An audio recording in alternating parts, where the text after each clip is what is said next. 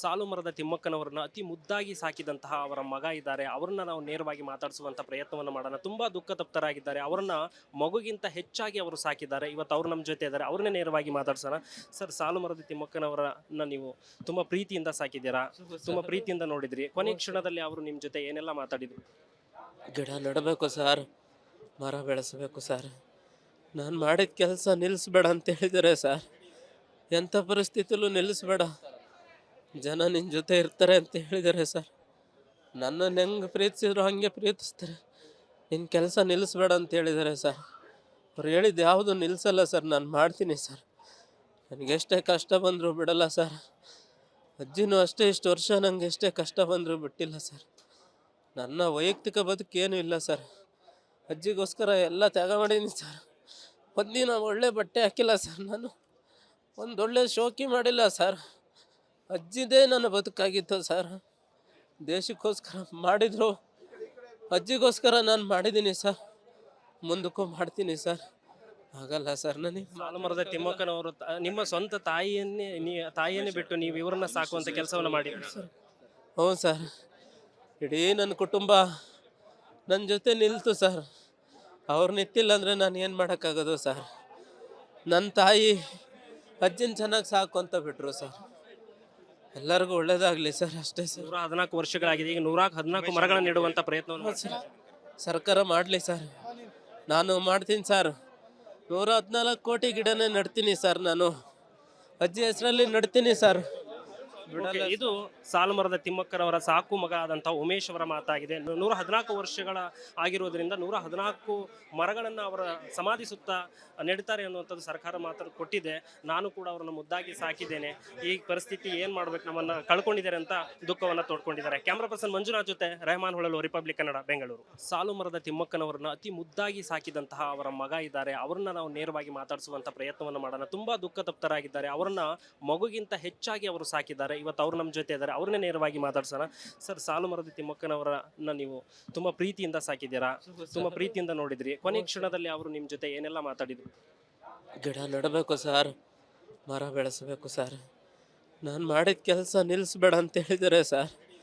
ಎಂಥ ಪರಿಸ್ಥಿತಿಲೂ ನಿಲ್ಲಿಸ್ಬೇಡ, ಜನ ನಿನ್ನ ಜೊತೆ ಇರ್ತಾರೆ ಅಂತ ಹೇಳಿದ್ದಾರೆ ಸರ್.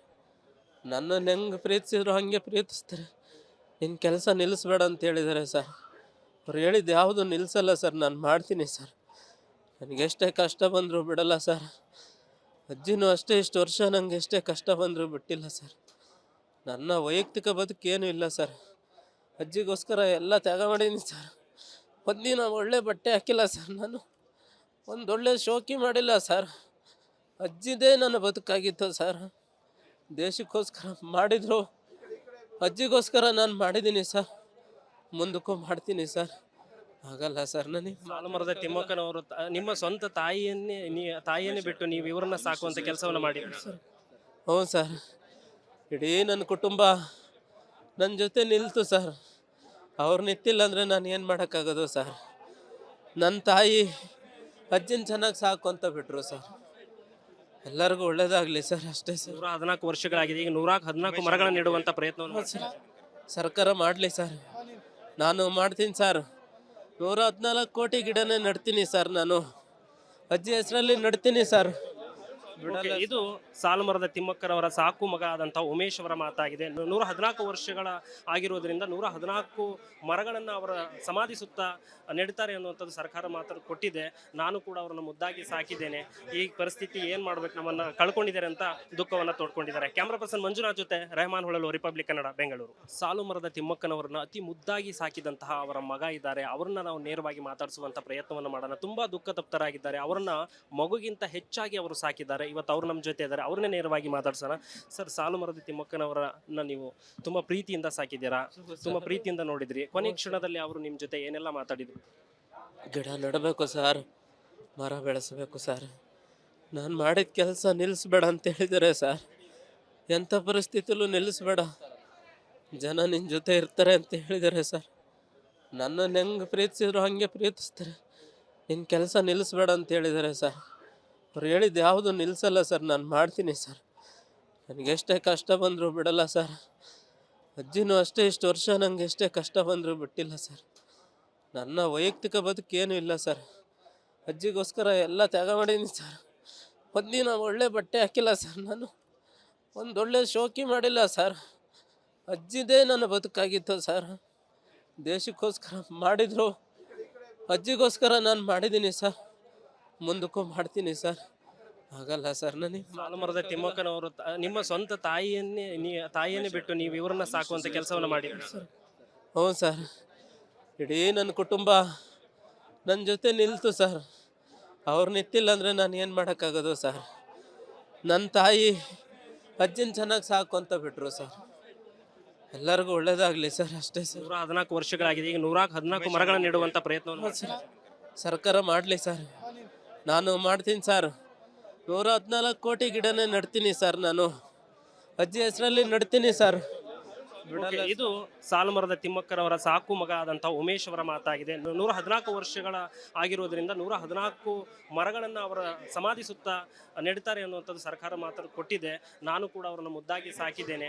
ಈ ಪರಿಸ್ಥಿತಿ ಏನ್ ಮಾಡ್ಬೇಕು, ನಮ್ಮನ್ನ ಕಳ್ಕೊಂಡಿದ್ದಾರೆ ಅಂತ ದುಃಖವನ್ನ ತೋಡ್ಕೊಂಡಿದ್ದಾರೆ. ಕ್ಯಾಮ್ರಾ ಪರ್ಸನ್ ಮಂಜುನಾಥ್ ಜೊತೆ ರೆಹಮಾನ್ ಹೊಳಲು, ರಿಪಬ್ಲಿಕ್ ಕನ್ನಡ, ಬೆಂಗಳೂರು. ಸಾಲುಮರದ ತಿಮ್ಮಕ್ಕನವರನ್ನ ಅತಿ ಮುದ್ದಾಗಿ ಸಾಕಿದಂತಹ ಅವರ ಮಗ ಇದ್ದಾರೆ. ಅವರನ್ನ ನಾವು ನೇರವಾಗಿ ಮಾತಾಡಿಸುವಂತ ಪ್ರಯತ್ನವನ್ನು ಮಾಡೋಣ. ತುಂಬಾ ದುಃಖ ತಪ್ತರಾಗಿದ್ದಾರೆ. ಅವರನ್ನ ಮಗುಗಿಂತ ಹೆಚ್ಚಾಗಿ ಅವರು ಸಾಕಿದ್ದಾರೆ. ಇವತ್ತು ಅವ್ರು ನಮ್ಮ ಜೊತೆ ಇದ್ದಾರೆ, ಅವ್ರನ್ನೇ ನೇರವಾಗಿ ಮಾತಾಡ್ಸೋಣ.